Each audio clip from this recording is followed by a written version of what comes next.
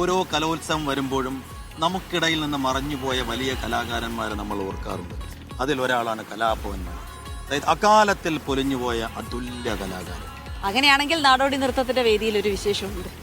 നാടോടി നൃത്തത്തിനെത്തിയ ഒരാൾക്ക് കലാഭവൻ മണിയെ ഓർക്കാതെ അങ്കത്തട്ടിൽ കയറാൻ കഴിയില്ലായിരുന്നു. അപ്പോൾ കലാഭവൻ മണിക്ക് സമർപ്പിച്ച ഒരു നാടോടി നൃത്തം അത് അവതരിപ്പിച്ചത് അക്ഷതയാണ്. ആ റിപ്പോർട്ടിലേക്ക്.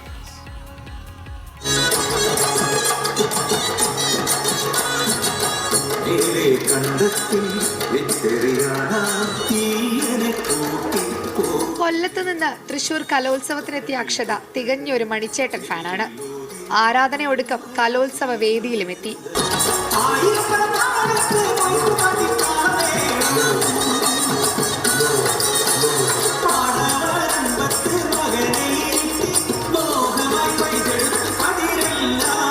കലോത്സവം കലാഭവൻ മണിയുടെ നാട്ടിൽ നടക്കുമ്പോൾ എങ്ങനെ അദ്ദേഹത്തെ ഓർക്കാതിരിക്കും?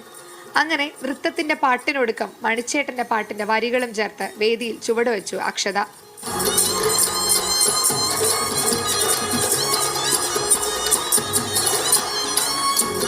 സദസ്സിലോ നിറഞ്ഞ കയ്യടി.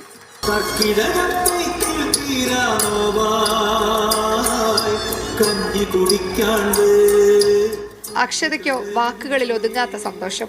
തൃശ്ശൂർ കലാഭവൻ മണിച്ചേട്ടൻ്റെ സ്ഥലമായതുകൊണ്ട് മണിച്ചേട്ടൻ്റെ പാട്ടെടുത്ത് ഫോക്കിൻ്റെ അവസാനം യൂസ് ചെയ്തിട്ടുണ്ട്. അപ്പം നമുക്ക് എല്ലാവർക്കും ഒരു സാറിനൊരു ട്രിബ്യൂട്ട് പോലെ അങ്ങനെ.